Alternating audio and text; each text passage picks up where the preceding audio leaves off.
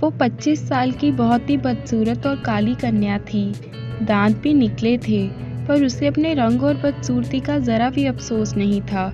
हमेशा खुश रहती और एक नंबर की पेटू और पढ़ने लिखने में महाभोंदू भी थी। पेटू होने की वजह से शरीर भी बेडौल हो गया था। एक खूबी थी उसमें, वह हमेशा हंसते मुस्कुराते रहती और सबको भी हंसाते रहती। उस नेकदिल कन्या का एक शौक भी था, खाना बनाने का। खूब मन से खाना बनाती, बड़े चाव से मसाला पीसती, खाना बनाने की किताबें खूब ध्यान से लगाकर पढ़ती। टीवी रेडियो पे भी पाक कला के प्रोग्राम को बड़े मनोयोग से देखती सुनती। उसे कोई भी खाना बनाना होता तो बड़े प्रेम से बनाती। आटा गूंथती, बड़े प्यार से गीत गुनगुनाते हुए कम आंच पे पूरियाँ तलती। सब्जी, चटनी, खीर हो या मटर पनीर, सब कुछ लाजवाब बनाती। जो भी उसके खाने को टेस्ट करता, बिना तारीफ किए न रहता। उसने पाक कला में अद्भुत और असाधारण प्रतिभा हासिल कर ली थी, पर वह मनहूस थी।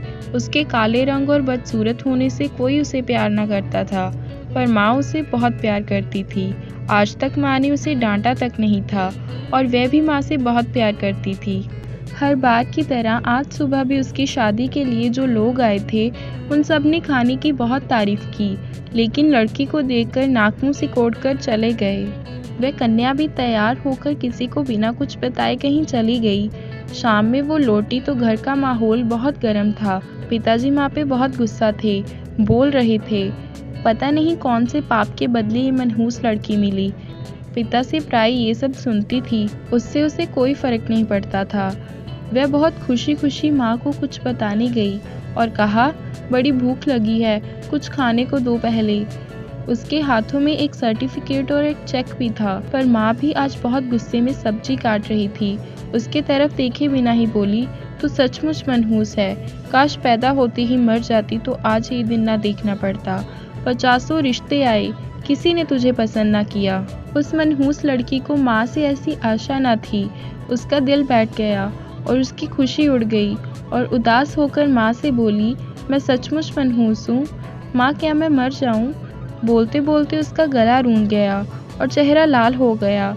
माँ ने गुस्से में कहा, जा मर जा, सबको चैन मिले।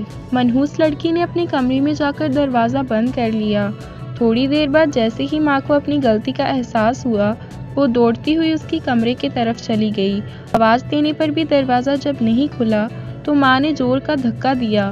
तेज धक्के से जैसे ही दरवाज़ा खुला, माँ ने देखा सामने दुपट्टे के सहारे जीभ बाहर निकले उस मनहूस काली लड़की की लाश झूल रही थी। वहीं पर एक चिट्ठी, सर्टिफिकेट और 1 लाख का चेक रखा था। चिट्ठी में लिखा था, माँ मैंने आज तक तुम्हारा कहना माना है, आज तुमने मरने को बोला, ये भी मान लिया।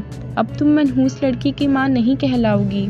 मैंने पढ़ने की बहुत कोशिश की, पर मेरे दिमाग में कुछ जाता ही नहीं। पर भगवान ने मुझे ऐसा बनाया, इसमें मेरा क्या कसूर?